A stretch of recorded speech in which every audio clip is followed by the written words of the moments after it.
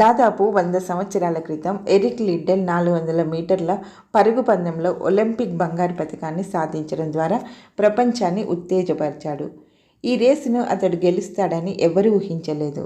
1924 Paris ఒలింపిక్స్లో 400 మీటర్ల పరుగు పందెంలో బంగారు పతకాన్ని, 200 మీటర్ల పరుగు పందెంలో కాంస్య పతకాన్ని గెలుచుకున్నాడు. వాస్తవానికి అతను 100 మీటర్ల పరుగు పందెంలో పాల్గొనాలి. కానీ దానికి సంబంధించిన క్వాలిఫైయింగ్ టెస్ట్ ఆదివారం జరుగుతుందని తెలుసుకొని ఆ పోటీల్లో పాల్గొనకుండా మానుకున్నాడు. ఆయన ఆదివారం ఆరాధన దినం, విశ్రాంతి దినంగా భావించాడు. ఆ అవకాశం కోల్పోయినందుకు అతను బాధపడలేదు సరికదా. తర్వాత 6 నెలల్లో జరిగే 400 మీటర్ల పరుగు పందెం కోసం సాధన చేయడం మొదలుపెట్టాడు.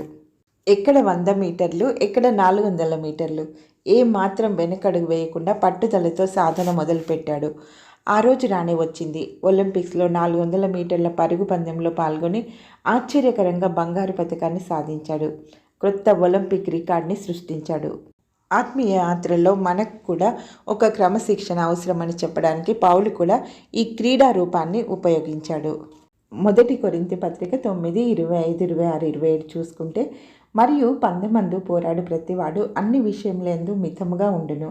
వారు క్షయమగు కిరీటమును పొందుటకును, మనమైతే అక్షయమగు కిరీటమును పొందుటకును మితముగా ఉన్నాము. కాబట్టి నేను గురి చూడని వాని వలె పరిగెత్తువాడను కాను.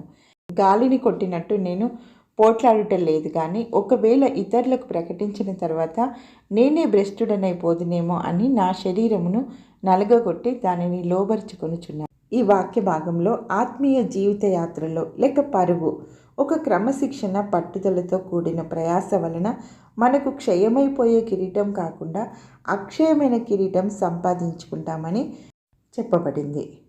మన ప్రభు అయిన క్రీస్తును వెంబడించే విషయంలో మనం నమ్మకంగా ఉండాలని పౌలు హెచ్చరిస్తున్నాడు. ఎరిక్ లిడ్డల్ స్కాటిష్ మిషనరీల కుమారుడు, చైనాలో జన్మించాడు. ఎరిక్ లిడ్డల్ జీవితం అంతా దేవుని వాక్యంలో ఇంకా ప్రార్థనలో సమయం గడపడం ద్వారా ప్రతిరోజు తనని తాను ఒక క్రమశిక్షణలో ఉంచుకున్నాడు. 2వ ప్రపంచ యుద్ధ సమయంలో జపనీస్ నిర్బంధ శిబిరంలో మెదడులో వచ్చిన ఒక కణిత వలన మరణించాడు. మరణం వరకు కూడా నమ్మకంగా ఉన్నాడు. దేవుని కృపలో, శక్తిలో బలపడిన ఎరిక్ లిడ్డల్ బాగా పరిగెత్తి జీవిత పరుగు పందెంని విజయవంతంగా ముగించాడు. మనం కూడా మన పరుగును దేవుని శక్తితో విజయవంతంగా ముగిద్దాం.